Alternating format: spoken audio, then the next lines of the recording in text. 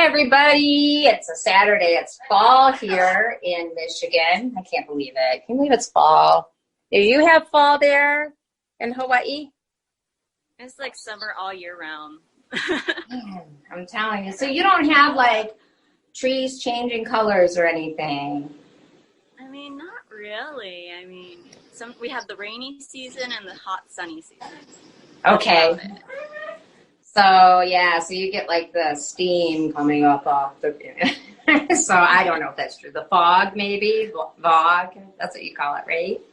We have fog sometimes.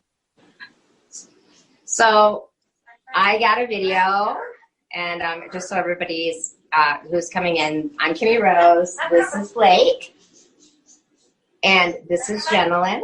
You want to introduce your baby, and how long? Talk about how long you've had your baby. That's Rhino. And Rhino. I believe now it's been 2 weeks. Gosh. Rhino. Yeah, it has been. No, 3. Is it 3? We've had 2 sessions. Did we start? 2 weeks. I got him on 9/11. Oh my gosh, so we started doing this as soon as you got him. Wow. Pretty much. Yeah. That's cool. So that makes me feel special because it's important to make that bond. And I was looking at the video last week and trying to connect, with some things. And I thought I would start out, because I always like to start out just giving a little tip of what not to do. So I have a little table over here. I'm being careful. Can you see that table? I don't know if you can. You might, maybe not. But it doesn't matter because I want to show some people things. See this? This is sage. Sage is not good to burn real close to your birds. Now, you can burn it in the distance. It's not good. My outlets don't have the, I like to put those airwick things in, but it's not good to have those, like, near your birds either. And it's not good to do, to burn oils near your bird. So those are just some of the things that they talk about, and I didn't know that until somebody actually told me that I shouldn't do that, and I was like, oh my gosh, like I can't do that. And so I've been working on a grid for you guys. I did it in wood, and it's just got some like symbols that have to do with nurturing love. So it's kind of, I'll take a picture of it and send it to you. So I've been working with that. And then I also don't burn scented candles near my bird. So that's another thing. Just something that I think that is important just because you don't want to take a chance, So I was tuning in first. I always like to tune in. Like, to me, like, reading is great, but tuning in is more important. So I have an Amazon parrot. Come on down. You want to come? Come see mommy. Yeah, you want to come? So, yeah, we'll let her come down. But you have African gray. African grays, when they're wild, they actually can also live on the ground as well as the trees. So, one of the things that I know you're cage training, and because we talked about that, because there was I noticed like just a little bit of nervousness, because when you get bit, it's like, so you look beautiful. Always remember your clothes. Sometimes it's better to have like something, I would even say put a shirt over it, but if you don't care, that's okay. But it's okay. But, your arms and that, like sometimes protecting your arms is good. So, but yeah, you're coming down. Yeah. Do you see that growl? See, she's got to taste me first. Here, come on. There you go. Step up. Step. Yeah, step up to see Mama. She's been a little bit just kind of careful lately. Just like I think she's kind of got a little bit of a cold. So, or she, like, oh my gosh, I'm sorry. I'm like looking at your bird. So how's Rhino been doing with cage training? He's been doing okay with me. He doesn't like to go in at the end of the day, though. So, like, after our bedtime stories, sometimes he'll, like, when I'm putting him away, I'm like, okay, good night, Rhino. He'll grab the side of the cage and he'll start like making his laps around the cage. I'll have to pick him back up, and it's just the process again. So for me, I'm trying to be more aware of how I put him in. So one of the things I was going to tell you that's really wonderful is your cage. See how tall my cage is compared to me? It's like a lot taller than me. Is that your cage isn't that tall? You want a hug, don't you? Okay. I have a stool right here in case he climbs up.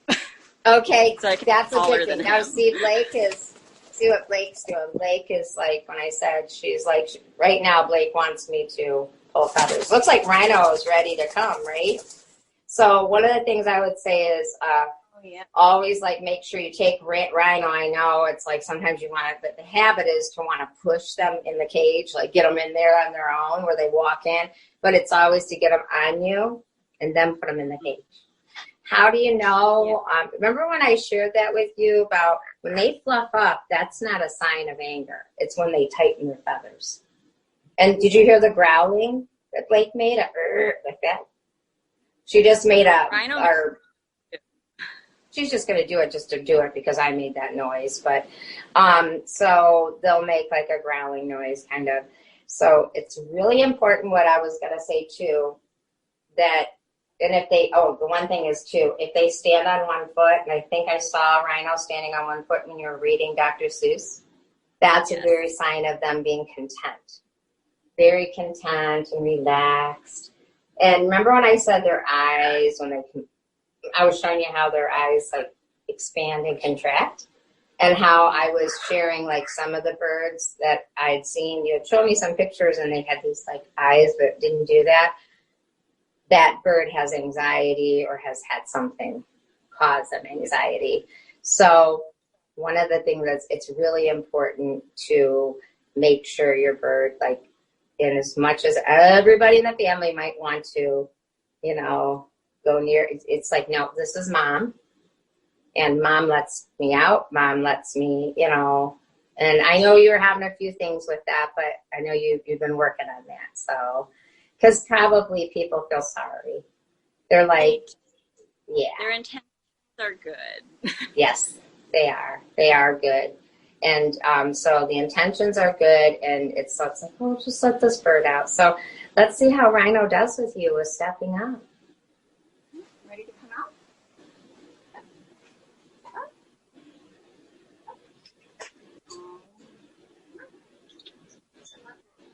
You might want to taste oh my gosh, that was, now do you have another bird in there? Not in this cage. Lulu's on the other. That's weird. It looks like there's a bird, like a pretend bird or something.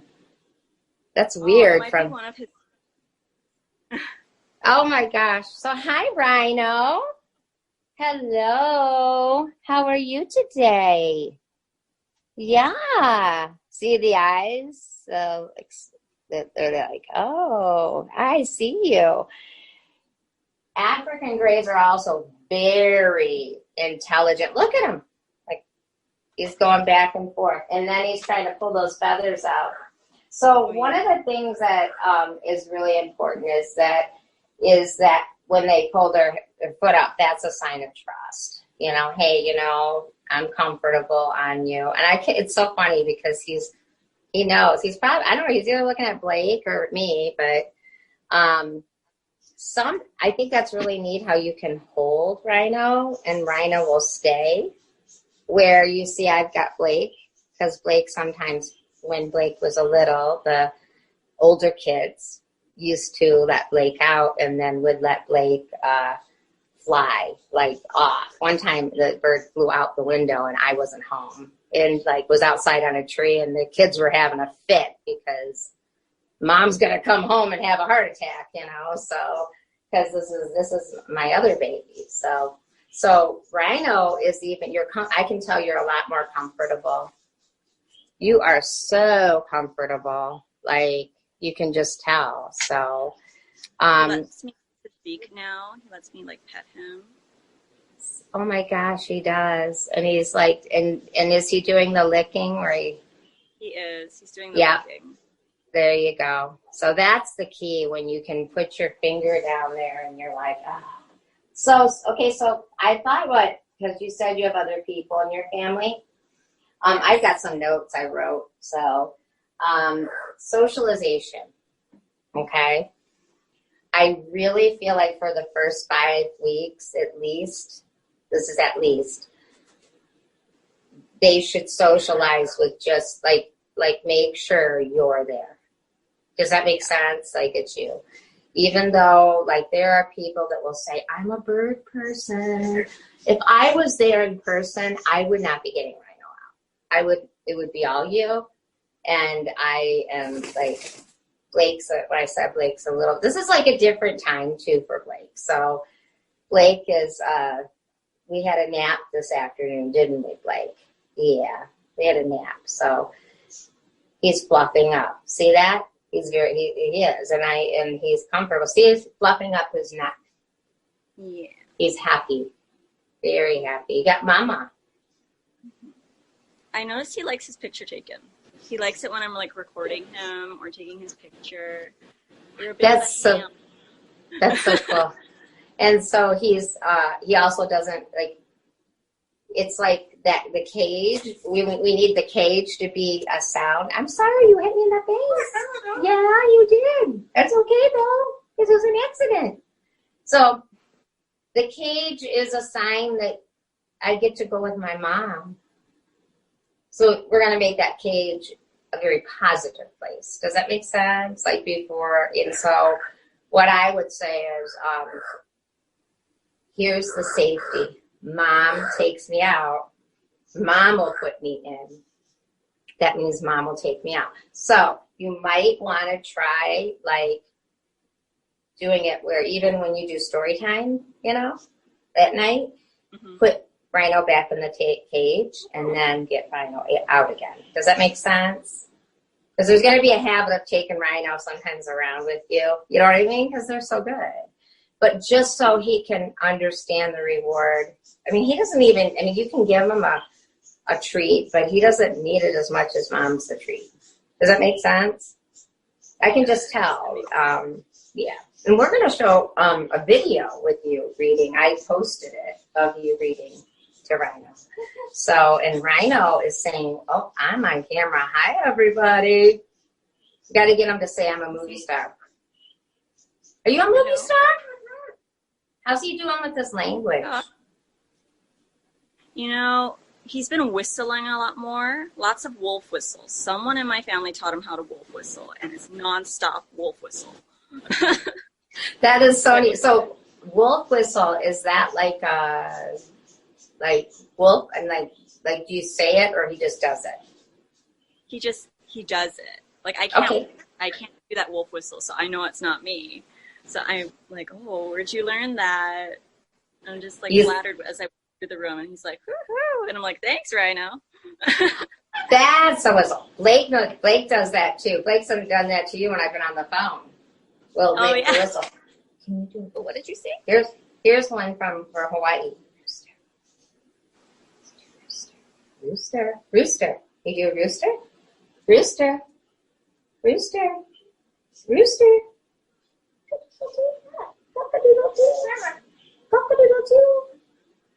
Blake's going, I'm not doing it right now. See, that's the difference though. Like Blake will make the sounds on her own, but a lot of times when you say it, she'll make it. And of course, Blake does a lot of the other sounds that come from a long time ago, like the Wiggles and Sesame Street and Blue's Clues. I don't know if you remember. You might remember Blue's Clues, right? It's very big. So training is really important. Now, here's the thing, is because Rhino has already been trained by his previous owners. I don't know what kind of training, but Rhino, I know you don't feel good, okay? So that Blake will put his mouth on me, and that means just put me near your heart, Mom. So, but the trust is important. So that's why we started with trust, because trust and bonding is everything. And I think I wanted to show you the signals that they give you. Like the signal that he will give you of like his feathers or 1 foot up. That's the time. Pay attention when he trusts you the most, because that's really significant. If somebody else comes in the room, see what he does, how he reacts with you. Is he protective of you? You know what I mean? Look, he's even on 1 foot like that. He can trust you. You're not going to drop him. Or, has he ever walked? I know you have animals. Have you had him on the floor?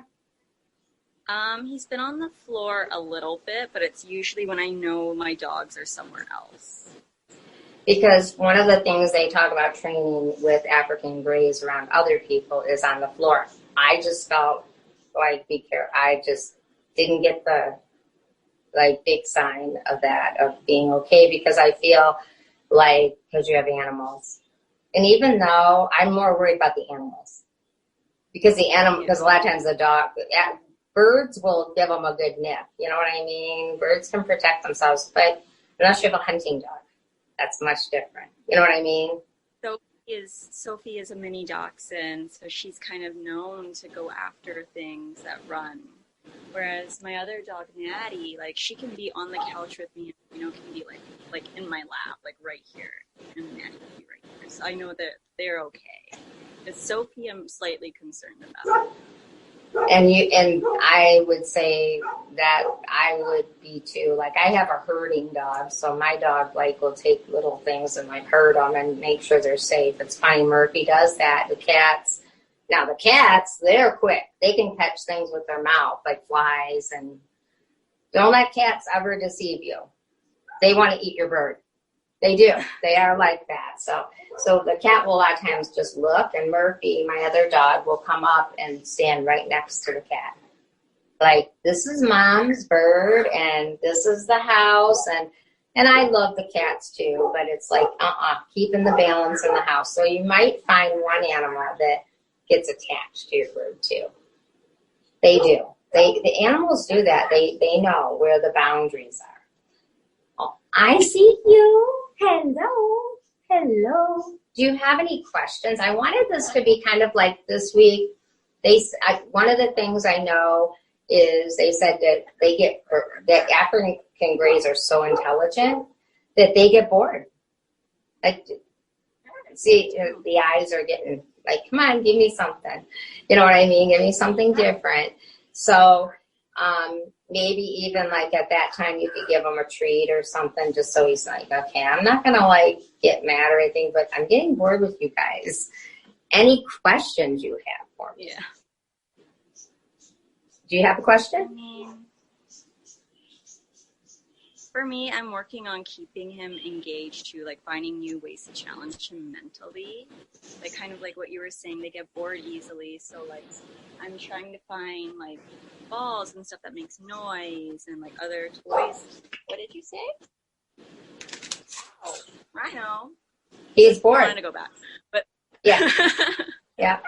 And they do get bored. They get really bored. Now, Blake is, he's in charge, but that's okay. He's back. You didn't have any problems getting him in there, right?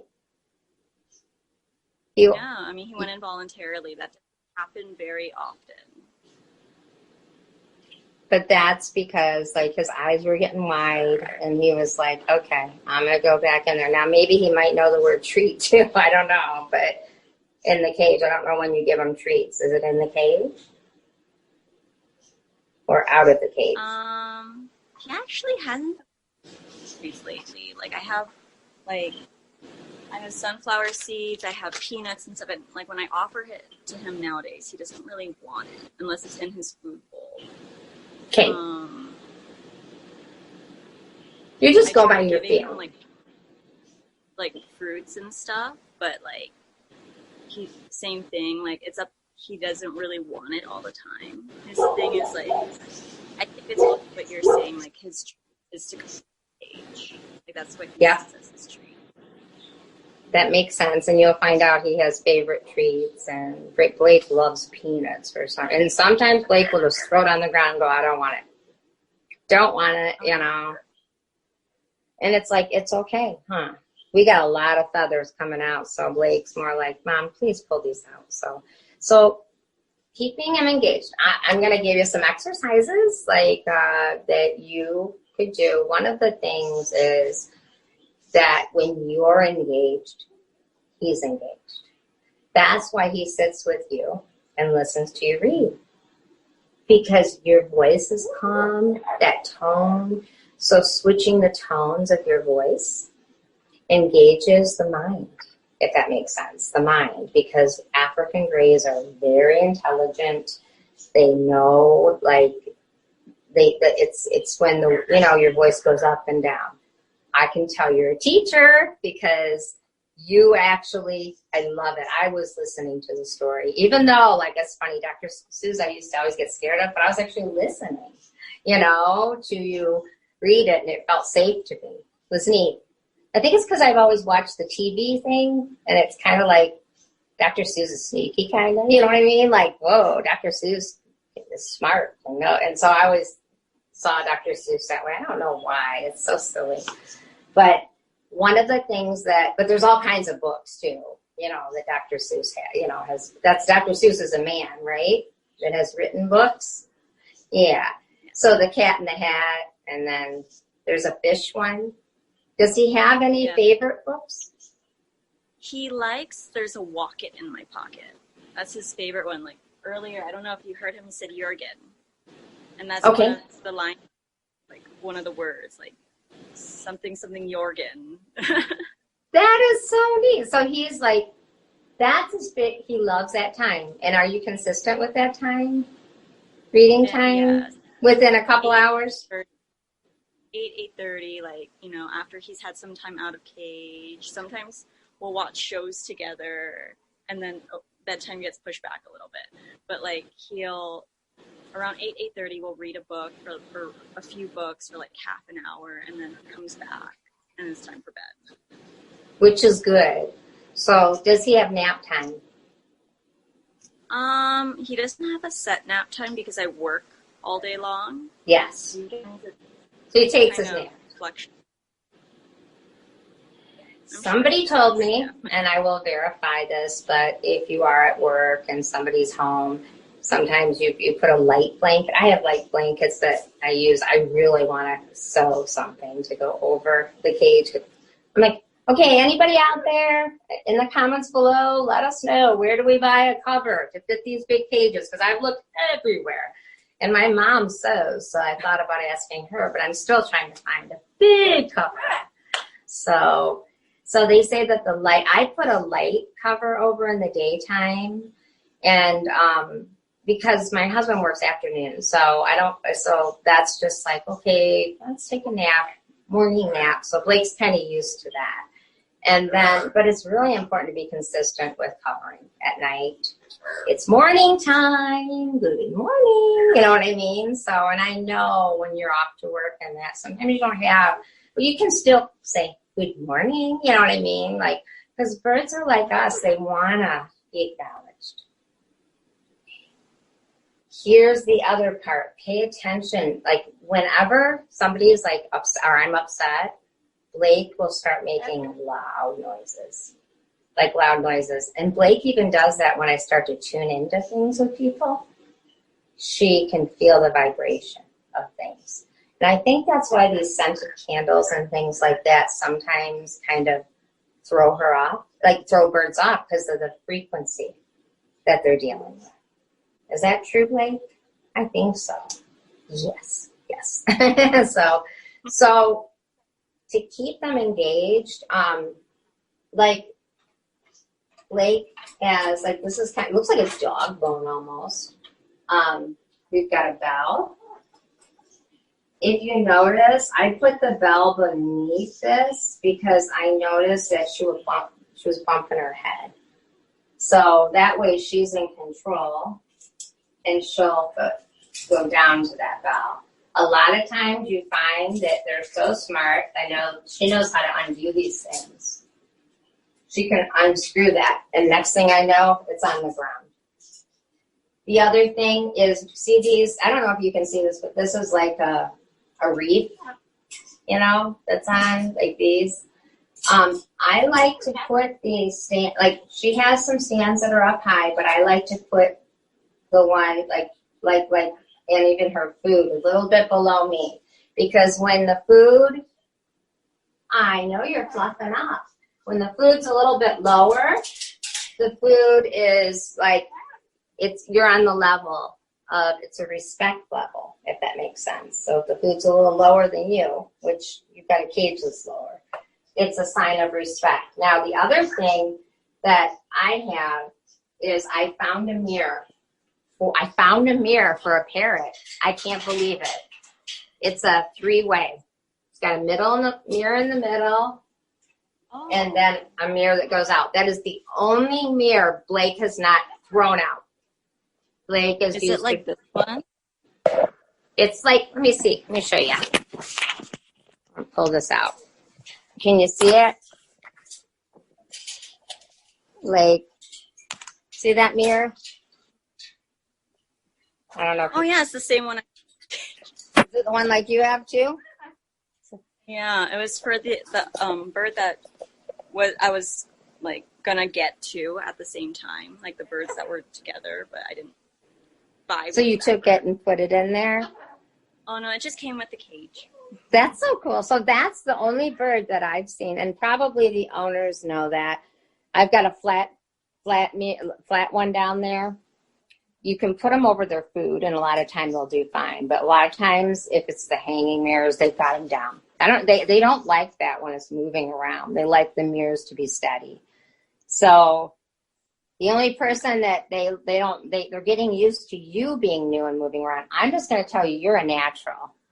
You're a natural because your bird has that bird has so adapted to you and has been with these other people for a long time.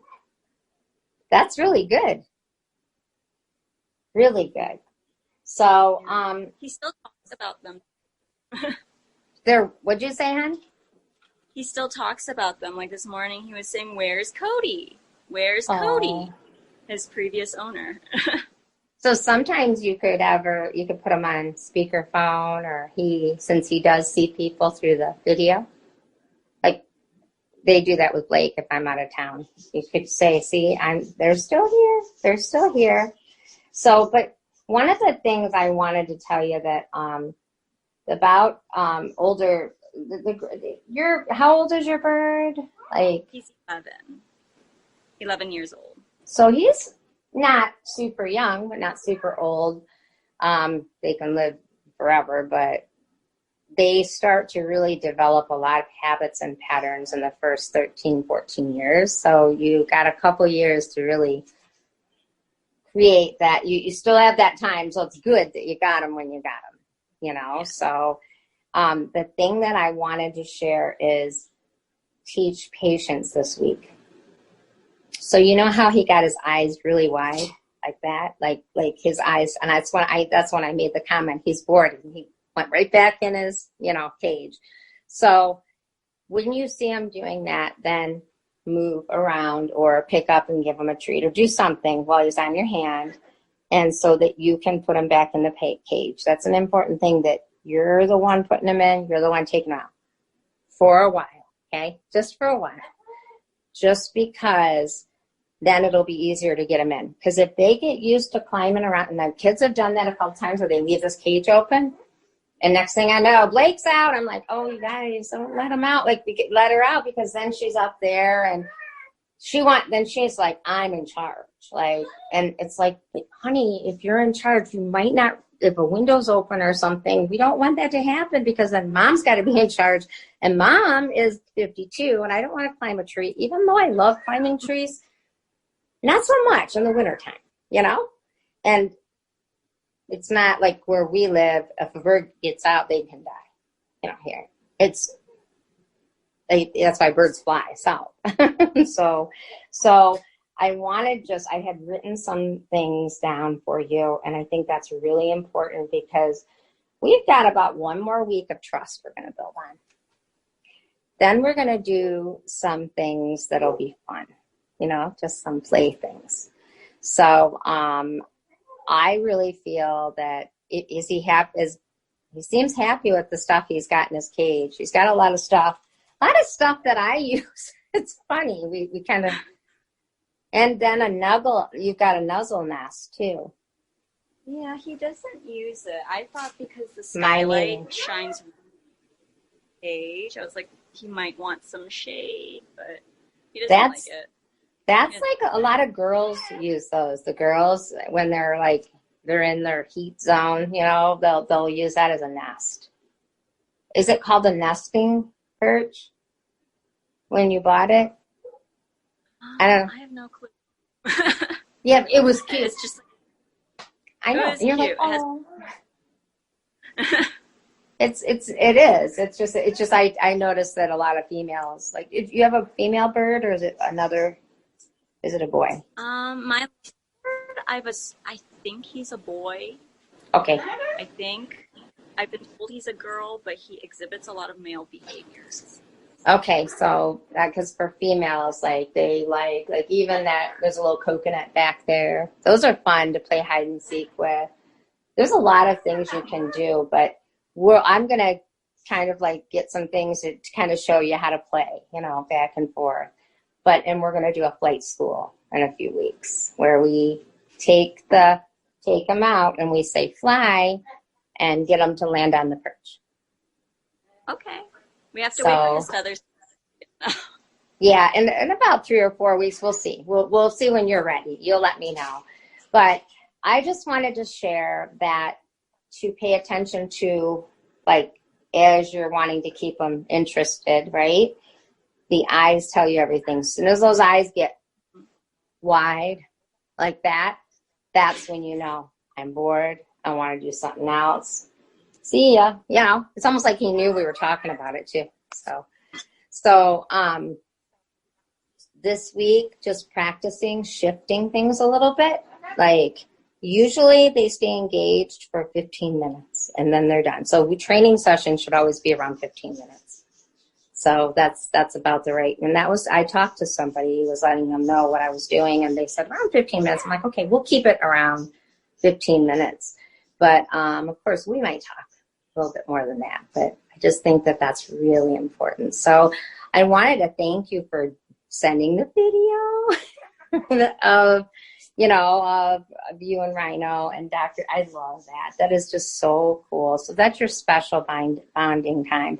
You might even, as long as the dog's not in there, that might be the time you could let him walk around on your bed or something. Mm-hmm. I've actually seen this week to choose books. I put the books on the floor, and I was just like, okay, Rhino, you choose the book tonight. He chose Walking in My Pocket. Yeah, I gave him 5 different books, and he chose the Dr. Seuss book. That is so cool. And so that's, and so there you go. So you're developing that, you know what I mean? And it's the same, you know what I mean? The same every time. It will be interesting, because I was reading that sometimes birds will read the book. Will actually look at the lines where they see. So if you put your finger on the line and kind of tap the line, that's what you do.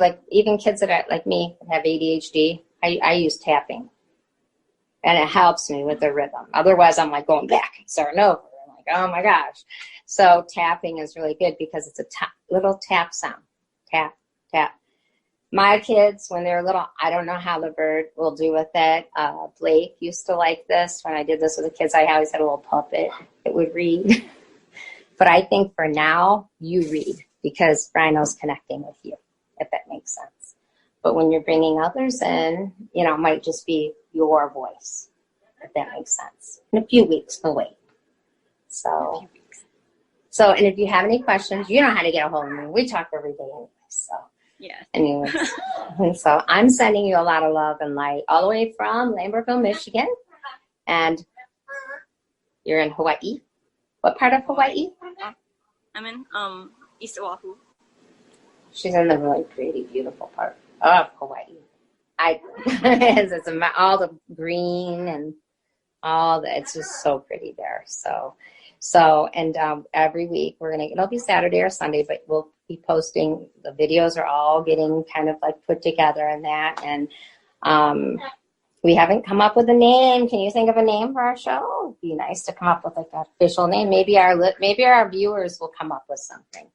So, yes. And the sunlight is shining in. You can see the prisms coming down. And I just wanted to wish you a lot of love and light. Peace. We'll talk to you all next week. I'm Kimmie. This is Jennalyn, Blake, and Rhino. Bye. Bye.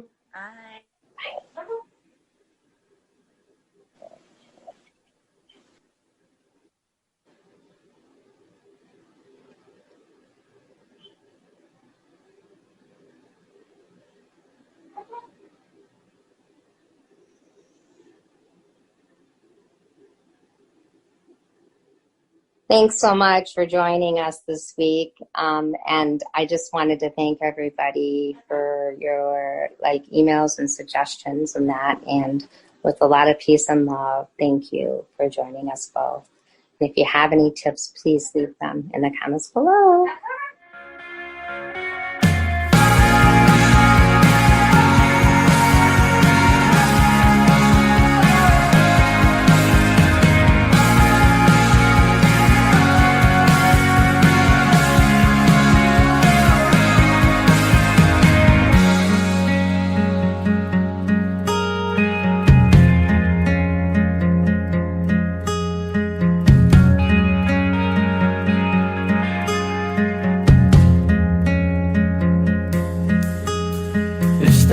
It's just forming some chords and some walls. I'm static without the ends, and every breath of hers was a thorn in his eye, and every petal's blushing red.